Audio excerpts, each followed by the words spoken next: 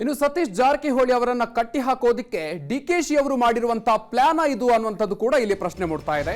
ಸತೀಶ್ಗೆ ಲೋಕಸಭೆ ticket ನೀಡುವಂತಹ ಒಂದು plan ನ ಹಿಂದೆ ಡಿಕೆಶಿ ಅವರ ಮಾಸ್ಟರ್ ಮೈಂಡ್ ವರ್ಕ್ ಆಗಿದೆಯಾ ಅನ್ನುವಂಥದ್ದು ಕೂಡ ಇಲ್ಲಿ ಕುತೂಹಲ ಕೆರಳಿಸಿರುವಂಥದ್ದು.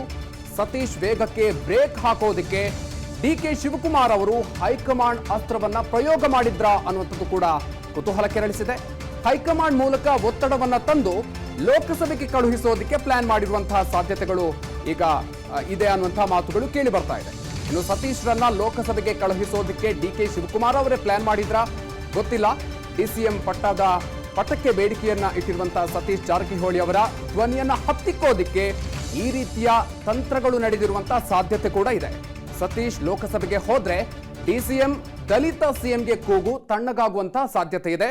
ಹೀಗಾಗಿ ಡಿಕೆ ಶಿವಕುಮಾರ್ ಅವರು ಈ ರೀತಿಯಾಗಿ ಪ್ಲಾನ್ ಮಾಡಿದ್ದಾರೆ ಅನ್ನುವಂಥದ್ದು ಈಗಿರುವಂತಹ ಚರ್ಚೆ ಆಗ್ತಾ ಇರುವಂತಹ ವಿಚಾರ. ಬನ್ನಿ, ಬಗ್ಗೆ ಇನ್ನಷ್ಟು ಹೆಚ್ಚಿನ ಮಾಹಿತಿಯನ್ನ ನೀಡ್ತಾರೆ ನಮ್ಮ ಪ್ರತಿನಿಧಿ ಮಂಜುನಾಥ್ ಇದೀಗ ನಮ್ಮ ಜೊತೆಗೆ ದೂರವಾಣಿ ಸಂಪರ್ಕದಲ್ಲಿದ್ದಾರೆ. ಮಂಜುನಾಥ್, ಈಗ ಸತೀಶ್ ಜಾರಕಿಹೊಳಿ ಅವರನ್ನ ಲೋಕಸಭೆಗೆ ಕಳಿಸಬೇಕು ಅನ್ನುವಂಥ ವಿಚಾರವಾಗಿ ಈಗ ಚರ್ಚೆ ಆಗ್ತಾ ಇದೆ ಅನ್ನುವಂಥದ್ದು. ಸೊ ಹೀಗಾಗಿ ಡಿಕೆ ಶಿವಕುಮಾರ್ ಅವರ ಮಾಸ್ಟರ್ ಮೈಂಡ್ ಇದರ ಹಿಂದೆ ಇದೆ ಅನ್ನುವಂತಹ ಚರ್ಚೆಗಳು ಕೂಡ ಕೇಳಿ ಬರ್ತಾ ಇದೆ. ಸೊ ಏನ್ ಪ್ಲಾನ್ ಆಗ್ತಾ ಇದೆ ಇಲ್ಲಿ?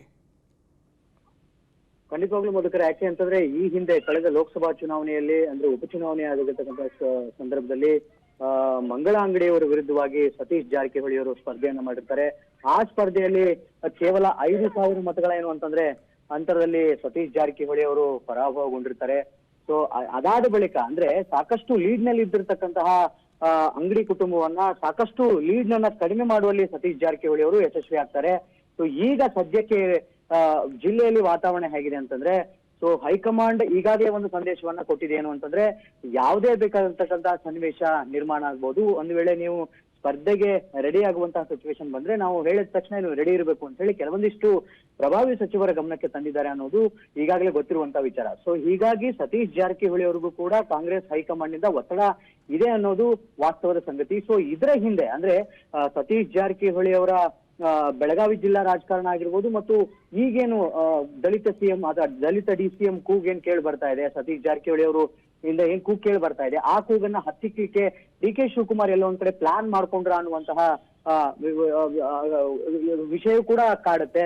ಯಾಕೆ ಅಂತಂದ್ರೆ, ಒಂದು ವೇಳೆ ಸತೀಶ್ ಜಾರಕಿಹೊಳಿ ಅವರನ್ನ ಬೆಳಗಾವಿ ರಾಜಕಾರಣ ಅಥವಾ ರಾಜ್ಯ ರಾಜಕಾರಣದಿಂದ ಲೋಕಸಭೆಗೆ ಕಳಿಸಿದ್ರೆ ಇಲ್ಲಿ ಬೆಳಗಾವಿ ರಾಜಕಾರಣದ ಹಿಡಿತವೂ ತಪ್ಪುತ್ತೆ, ಎರಡನೇದಾಗಿ ದಲಿತ ಡಿಸಿಎಂ ಕೂಗು ಕೂಡ ತಪ್ಪುತ್ತೆ. ಸೊ ಆ ಮೂಲಕವಾಗಿ ಪ್ಲಾನ್ ಮಾಡ್ಕೊಂಡಿದ್ದಾರೆ ಡಿಕೆ ಶಿವಕುಮಾರ್ ಅನ್ನುವಂತಹ ಪ್ರಶ್ನೆಗಳು ಕೂಡ ಇಲ್ಲಿ ಉದ್ಭವ ಆಗುತ್ತೆ. ನಿನ್ನೆ ಅಷ್ಟೇ ಏನು ಅಂತಂದ್ರೆ, ಸತೀಶ್ ಜಾರಕಿಹೊಳಿ ಅವರ ಆಪ್ತರು ಒಂದು ಪ್ರೆಸ್ ಮೀಟ್ ಅನ್ನ ಮಾಡ್ತಾರೆ. ಪ್ರೆಸ್ ಮೀಟ್ ಅನ್ನ ಮಾಡಿ ಇದೇ ವಿಚಾರಗಳನ್ನು ಹೇಳಿಬಿಡ್ತಾರೆ. ಸೊ ನಿಮಗೆ ಒಂದ್ ವೇಳೆ ಟಿಕೆಟ್ ಅನ್ನ ಕೊಡ್ಬೇಕಾದ್ರೆ ಅಲ್ಲಿ ಲಕ್ಷ್ಮೀ ಹೆಬ್ಬಾಳ್ಕರ್ ಅವರೇ ಇದ್ದಾರೆ, ಅಂಜಲಿ ಲಿಂಬಾಳ್ಕರ್ ಅವರು ಇದ್ದಾರೆ. ಅಷ್ಟೇ ಯಾಕೆ, ಸತೀಶ್ ಅವರ ಮಗಳು ಪ್ರಿಯಾಂಕಾ ಜಾರಕಿಹೊಳಿ ಅವರು ಕೂಡ ಇದ್ದಾರೆ. ಅವರಿಗೆಲ್ಲರಿಗೂ ಟಿಕೆಟ್ ಕೊಡಿ, ಆದ್ರೆ ಸತೀಶ್ ಜಾರಕಿಹೊಳಿ ಅವರನ್ನ ರಾಜ್ಯ ರಾಜಕಾರಣದಿಂದ ಲೋಕಸಭೆಗೆ ಕಳಿಸೋದು ಬೇಡ, ಇದಕ್ಕೆ ನಾವು ಒಪ್ಪೋದಿಲ್ಲ ಅಂತ ಹೇಳಿ ಹೇಳಿಕೆಯನ್ನ ಕೊಟ್ಟಿರುವಂತದ್ದು. ಮತ್ತು ಇದಕ್ಕೆ ಮುಂದುವರೆದು ಹೋಗಿ ಸತೀಶ್ ಜಾರಕಿಹೊಳಿ ಅವರಿಗೆ ಏನಾದ್ರೂ ಟಿಕೆಟ್ ಅನ್ನು ಕೊಟ್ಟಿದ್ದಾದ್ರೆ ನಾವು ಕಾಂಗ್ರೆಸ್ ಹೈಕಮಾಂಡ್ ವಿರುದ್ಧವೇ ಪ್ರತಿಭಟನೆ ಮಾಡಬೇಕಾಗುತ್ತೆ ಅನ್ನುವಂತ ಒಂದು ಎಚ್ಚರಿಕೆಯನ್ನು ಕೂಡ ಕೊಟ್ಟಿರುವಂತದ್ದು. ಮಧುಕರ್, ಓಕೆ, ಧನ್ಯವಾದ ಮಂಜುನಾಥ್ ನಿಮ್ಮ ಮಾಹಿತಿಗೆ. ಅನುಕ್ಷಣದ ಸುದ್ದಿಗಳಿಗಾಗಿ ವಿಸ್ತಾರ ನ್ಯೂಸ್ ಯೂಟ್ಯೂಬ್ ಚಾನೆಲ್ ಸಬ್ಸ್ಕ್ರೈಬ್ ಮಾಡಿ. ಹೊಸ ಸುದ್ದಿಗಳ ನೋಟಿಫಿಕೇಶನ್ಗಾಗಿ ಬೆಲ್ ಐಕಾನ್ ಕ್ಲಿಕ್ ಮಾಡಿ. ಲೇಟೆಸ್ಟ್ ಅಪ್ಡೇಟ್ಸ್ಗಾಗಿ www.vistaranews.com ವೆಬ್ಸೈಟ್ಗೆ ವಿಸಿಟ್ ಮಾಡಿ. ಅಂಗೈಯಲ್ಲೇ ಜಗತ್ತಿನ ಸುದ್ದಿ ತಿಳಿಯಲು ವಿಸ್ತಾರ ನ್ಯೂಸ್ ಕನ್ನಡ ಆಪ್ ಡೌನ್ಲೋಡ್ ಮಾಡಿ.